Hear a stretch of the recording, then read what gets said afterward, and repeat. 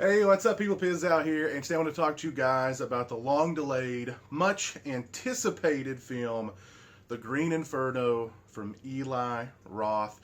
And The Green Inferno is the tale of a group of idealistic activists who fly over to some jungle deep in Peru to save this indigenous people and their land from these greedy developers who just want to level it all to get to the natural gas beneath. Once they're there, they discover that this indigenous people, they're very, very welcoming because they're all cannibals and they want to eat them. The Green Inferno. Whenever I heard someone mention the Green Inferno, it was quickly followed by a reference to Cannibal Holocaust. Now, the two both deal with cannibals, and they take place somewhere far off in the deep jungle. That's where the comparisons begin and end. And I think to compare the Green Inferno to Cannibal Holocaust is a major slight to Cannibal Holocaust. Because the Green Inferno, to me, is a mess. The movie is a mess. And I can understand why it took so long for this film to come out. My biggest problem with the film is just the overall tone of it. Are you supposed to take this film seriously? Or are you supposed to play it off as kind of a laugh?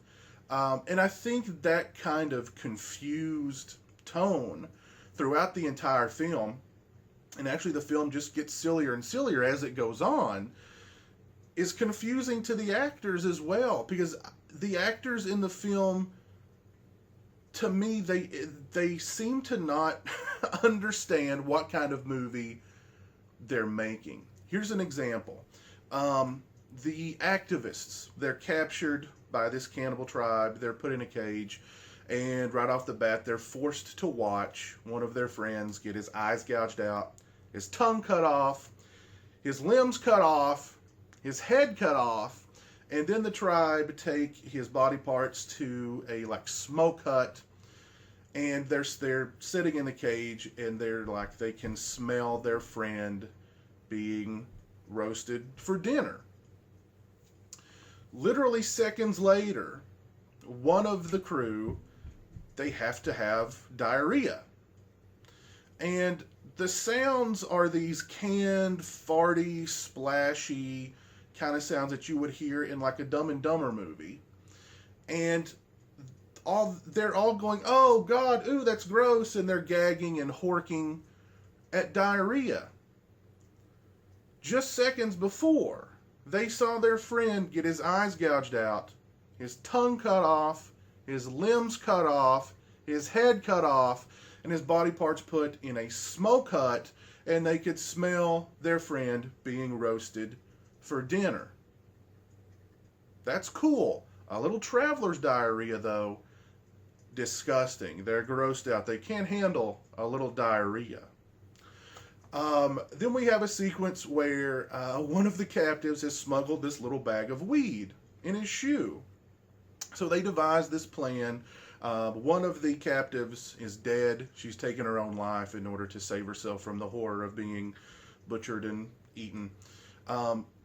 They force it down her throat into her stomach. So they come to get her. They're roasting her.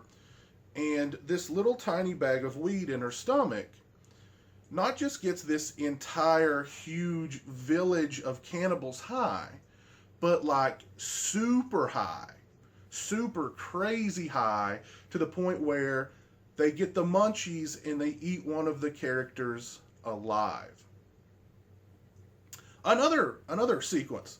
The captives, they're in their cage. They spend most of the movie in their cage. Right after the lady has committed suicide, one of the guys is over in the corner masturbating. Why are you doing that? One of the other characters asks. Stress relief. It's a good stress reliever. Okay.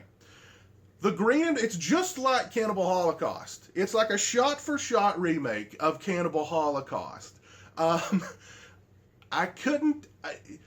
even on like a silly movie, like I can have fun with a lot of bad, silly movies. I couldn't even have fun with the silliness in Cannibal Holocaust because they would follow the silliness with a person being eaten or with a person taking their own life.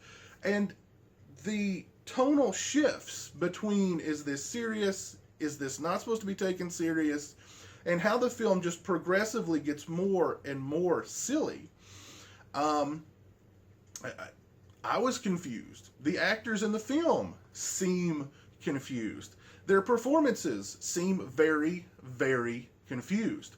The first 45 minutes of the film is just charactery stuff. And the characters in this film, I can't stress this enough, I could not care about them any less if I tried. And that to me is poor writing. That to me is you've got charactery moments in the film, but there's characters who you're supposed to not like in the movie, but somehow Eli Roth makes you not like any of the characters in the film because the dialogue is really, really bad. And the acting, again, is confused, so the acting is not good either. So finally, 45 minutes into the movie, we get to the jungle. I'm thinking, okay, at least there's going to be, some blood and gore. And not really. Aside from the sequence where, the guy gets his eyeballs and tongue and he's beheaded and he's roasted to be dinner, there's really not that much gore in the movie. So people going to the Green Inferno expecting, buckets of blood and gallons of gore, it's just not there. People walking into the movie expecting, Eli Roth's love letter to Cannibal Holocaust. I mean, it's not there either. And it's just, there's moments in the movie where I just kind of like hung my head and said, that's not good filmmaking. That's just not good filmmaking. And, not to bash Eli Roth or anything. I've had a lot of fun with a couple of Eli Roth movies. I liked Cabin Fever. I liked the first Hostel movie, okay. So I know he's a better filmmaker than this. And I know he can write, goofy, kind of crazy characters better than this. But the Green Inferno, to me, just a mess. I can't really think of that many positive things to say about it. There was some nice cinematography in the jungle. The jungle looked beautiful. I'm sure Eli Roth was trying to make a statement about, activists and, far left, the tree hugger kind of people, I guess, becoming, I don't even know. I don't even want to go that deep into the Green Inferno, but I'm sure Eli Roth had some sort of intentions there while making the film to have some sort of statement. I just, no. The Green Inferno is a no for me. I can't recommend it. If you want Cannibal Holocaust, go watch Cannibal Holocaust. If you want a decent Eli Roth movie, go watch Cabin Fever. The Green Inferno is neither. It's neither. It's just not a very good movie, period.